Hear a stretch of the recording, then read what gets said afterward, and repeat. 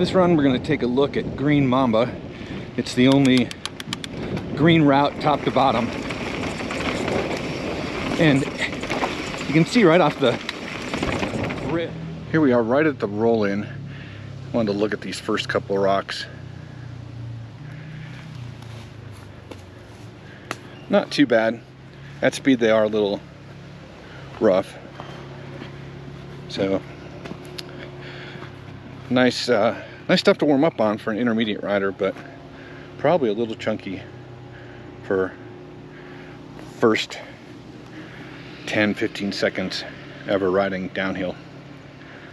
It doesn't really feel quite like the green trails that are starting to become more popular at bike parks, where they're really starting to cater to the brand new downhill mountain biker.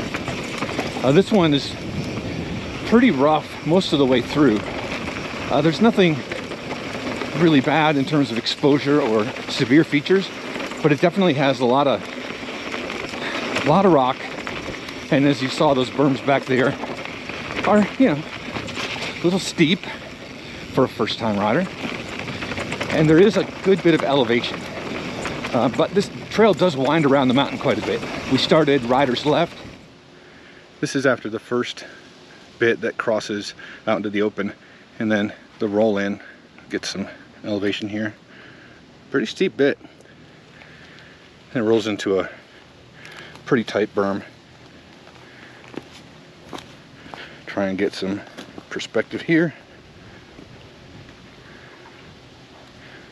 Fun little section right here though. So you can kind of slam this berm, jump through the woods. It's a cool bit. We started riders left, and now it swings over to center for a little bit.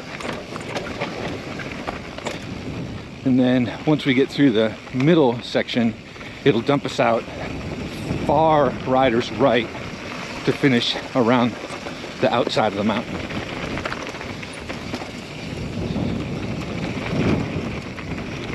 So most of this trail is a little bit more toward the blue in terms of texture and speed. Just natural trail speed. I'll let my brakes go here for a second. You can see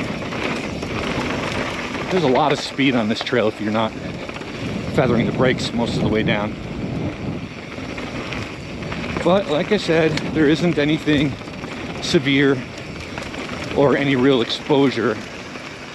It's just a little more than some of the others. So there's that tiny sign there, and if you miss it, it's easy to kind of wonder what's going on. Once you hit this road, you need to take the right and go quite a ways down past where these other trails come in and connect up. You can see there's another suggestion that right's easier, and then we go past the Black Bear, very chunky in there, and then way out at the end you'll see the GreenMamba continuation.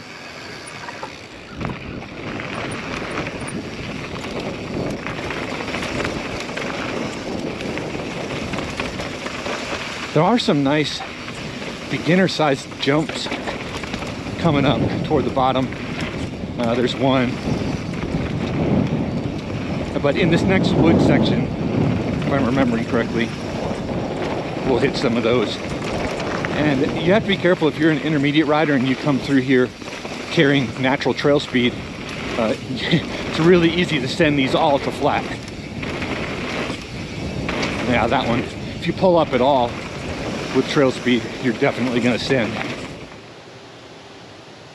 Here are those jumps in the bottom wood section. I want to take a quick look at these. That first one is about 8 feet to clear, and then this last one probably 9, just a hair longer than the previous. So really easy to clear them, but good size for newer jumpers. But those are really low consequence, nice size jumps for newer riders who's trying to get into jumping a little bit. There's a cool little hipper here. man, this wind today is really something. And then this is the last section. They were just working on this yesterday, trying to smooth it out a little bit, I think.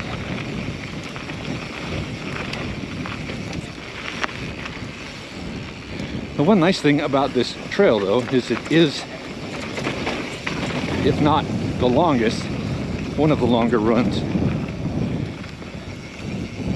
because it does kind of go back and forth quite a bit.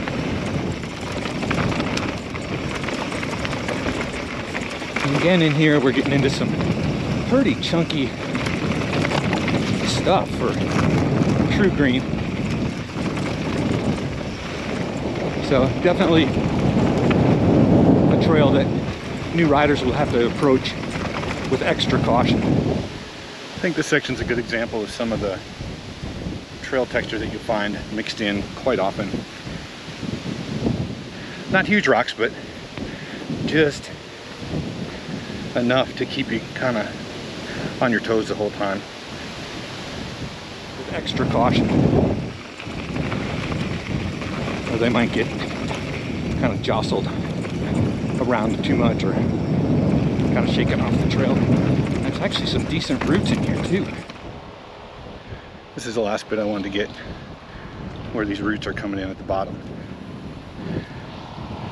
They aren't all that big, but if it was wet at all, this corner would probably be bad news for someone who wasn't used to this kind of trails.